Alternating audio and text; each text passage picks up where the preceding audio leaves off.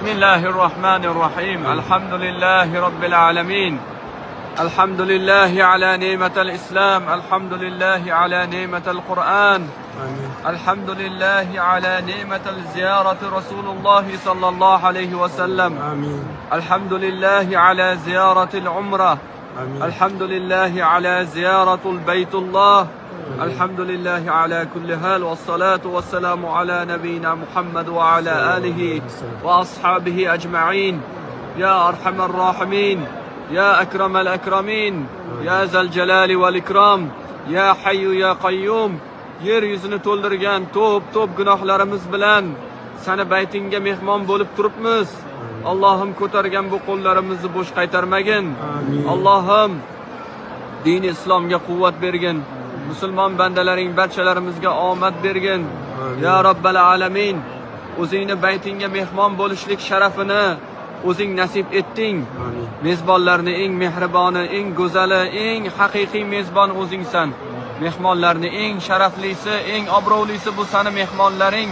Ya Rabbal alamin, Allohim o'zing gunohlarimizni kechirgin. Onadan tug'ilgan go'dakdek poklagin. Allohim yurtimizga sog' salomat gunohlarimizdan poklanib qaytishligini nasib etgin. Ya Rabbal alamin, Rasululloh sallallohu alayhi vasallamni ko'rishlik bizga nasib etmadi. Ya Rabbal alamin, seni ko'rmasakda, rasulingni ko'rmasakda, seni rasulingni, baytingni Allohim yaxshi ko'ramiz. Allohim mana shu muhabbatimiz haqq hurmati, shetda turib qilgan ibodatlarimiz haqq hurmati, mana bundoq ulug' buyuk baytingni haqq hurmati ya Rabbal alamin gunohlarimizni kechirib, o'zing ahvollarimizni isloh qilgin, dini islomda sobit qadam qilgin. Ya Rabbal alamin, bemorlarimiz bor, shifo bergin. Barcha bemorlarimizga shifoi komil, shifoi tomma bergin.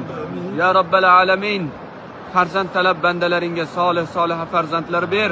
Ko'zlarini quvontir. Ya Rabbal alamin, juft halol talabida bo'lgan bandalaringga solih juft halollar nasib etgin. Ya Rabbal alamin, mushkuli borlarni mushkulini oson qilgin. Hojati borlarni hojatini ravon qilgin. Qarzdor bandalaringni qarzlariga najot bergin.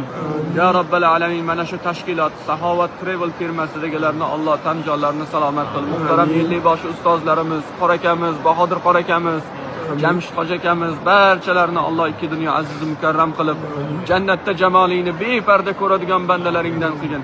Ana ularning safida turib bizlarga ham jamolingni beparda ko'rishligini nasib etgin. Qiyomat kunida ya Rabbal alamin, bu bandalaring bizlarni xursand qilgan edi, Ka'batullohlarni ushatgan edi, o'zlari yordam qilgan edi ya Rabbal alamin, tavof qildirgan edi, umra qildirgan edi deb Alloh huzuringda guvohlik berib birgalikda